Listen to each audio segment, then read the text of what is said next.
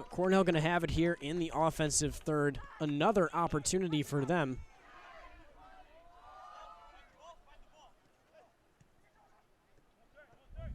Ball in. They get it to Lemkel, who tries to put it on. A chance. Straight up in the air, and Waite goes up, high points it, and makes a play. But how about an opportunity there for Cornell? Very, very close into that keeper, and now they'll win the ball right back. A lot of these chances for Cornell, you hate to almost simplify the game this much, but it just seemed like they've been more on to start this match. And oftentimes with two teams that are this evenly matched, the team that comes out with more energy, comes out with more poise, will often take it. And so far here, it's been all Cornell, especially after those first 3 or 4 minutes with an FDU really controlled the play. Ball in the box there, but it will roll over that back line goal kick for Fairleigh Dickinson. And we talked about it a lot, and it sounds almost a little bit contradictory, but Fairleigh Dickinson came out, took that opening kick, went down, put a shot on Shello. Was that a little bit of a wake-up call for the Big Red here? Because since then, they haven't allowed a real opportunity from the Knights. No, and they haven't allowed a shot on goal, so absolutely could have been a wake-up call. Both of these teams, any team has the chance to come out a little bit sleepy. But we mentioned the history between these two teams. The Big Reds 6-0 all time in this series. They're 3-0 here at home, and you have to wonder, there is a little bit of that home element, especially in college soccer. You're in front of your home fans. A good turnout here on a nice afternoon, Saturday afternoon here in Ithaca, New York. So you have to wonder if that also is playing into this.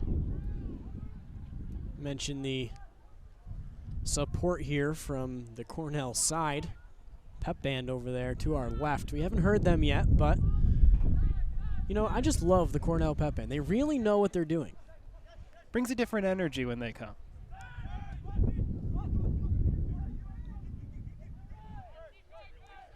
Ball will again end up in the hands of Waite. He's looking for somewhere to get the ball. It'll go far side to Herbert. Herbert, another national team player there on that back line for the Knights. He played for the U17 and U20 Trinidad and Tobago national team.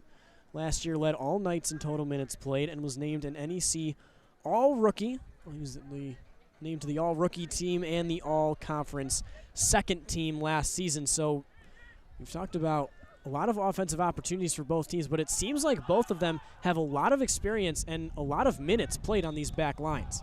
Oh, absolutely, they do. A lot of experience on the back line is obviously going to help any team, and you have to wonder what that comes into play here down the stretch. We're now reaching, well under 8 minutes here left in this half. We've seen this in the Cornell women's games when we've covered those, Brennan. The end of these halves can be pivotal in these matches.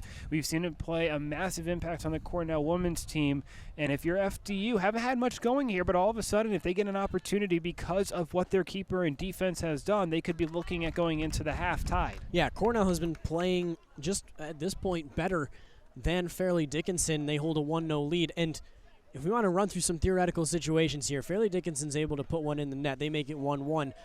That basically says that the two teams played evenly throughout this first half, even though Cornell has definitely been the better side. And if you're Cornell, you're able to put one in, make it 2-0. That completely changes how you look at the second half of this game. Oh, it absolutely does. And if FDU is able to come back and tie this up, there's nothing more demoralizing for a team than looking up at the scoreboard and not seeing your efforts put up there, especially when you've been clearly the better team.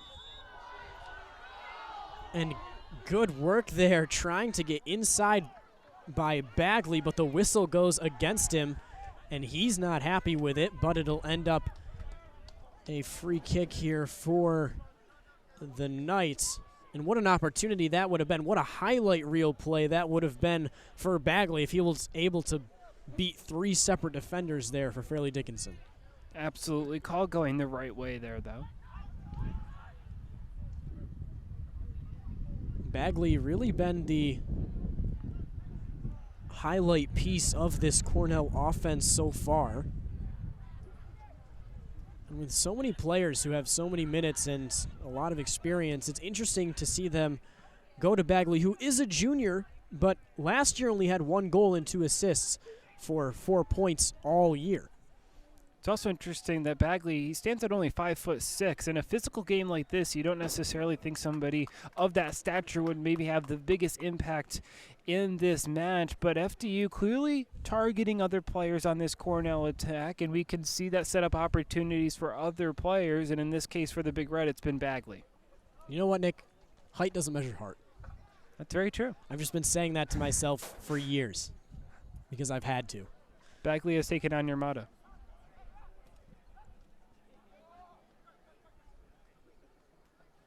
It's one of those things where you see a player who maybe is a little shorter really excel. It just feels really good. First name that comes to mind, obviously, Jose Altuve in the major leagues of baseball. He's 5'5", but has won 2 MVP awards. So we see Bagley up there. He's obviously been the highlight piece for this Cornell team. And you know what? I just love seeing the short guys succeed. Ball in there. Possessed by Dickinson, shot over the top. And that's something that you can't do if you're the Knights. They've had opportunities in the box, but like that, we've seen them either be lazy shots that Shello is able to corral, or like that wouldn't have gone in the goal had the goal been stacked on top of itself 3 times.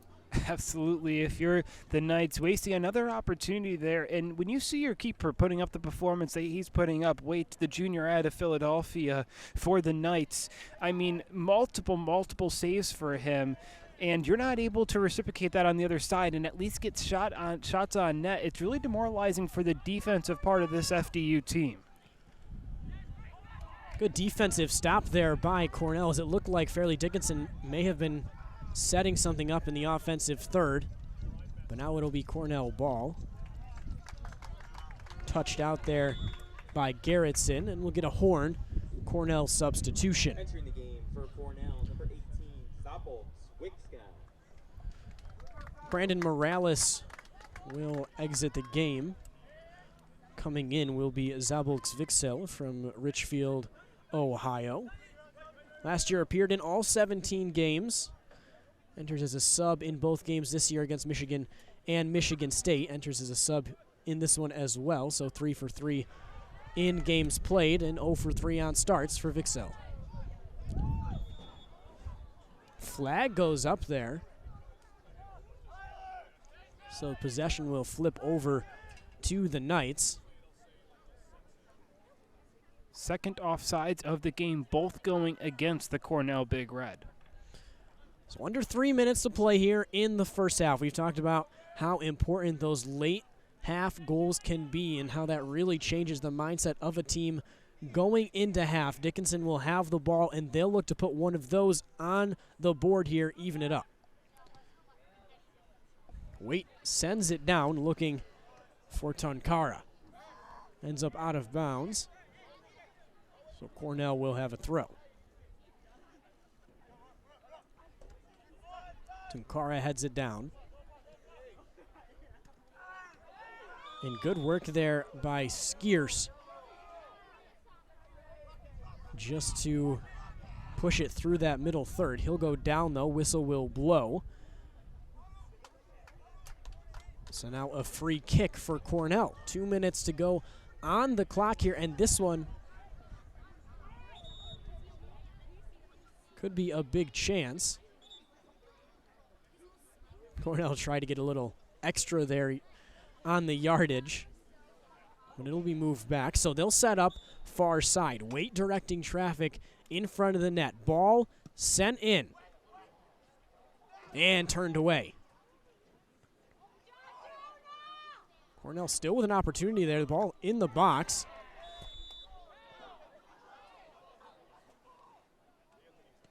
And a high kick there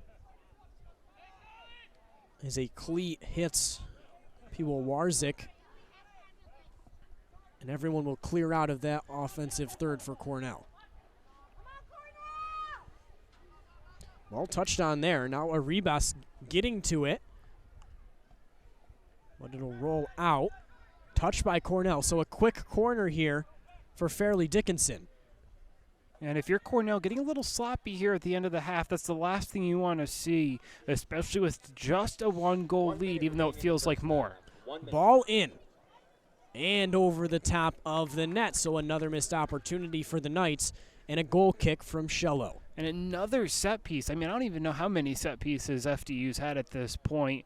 And none of their shots on goal have come from a set piece. If you're the Knights, it's something that you have to be looking at halftime along with Coach Rowland. How can you get more out of those in the second half? So the clock beginning to tick down here, 30 seconds left in this first half. Shello will boot it down the field.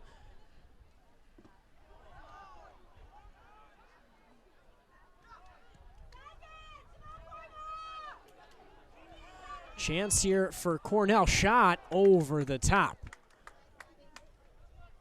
10, 9, 8, And we will begin to count down here. Don't think Waite 5, is going 3, to do anything. Everyone 1.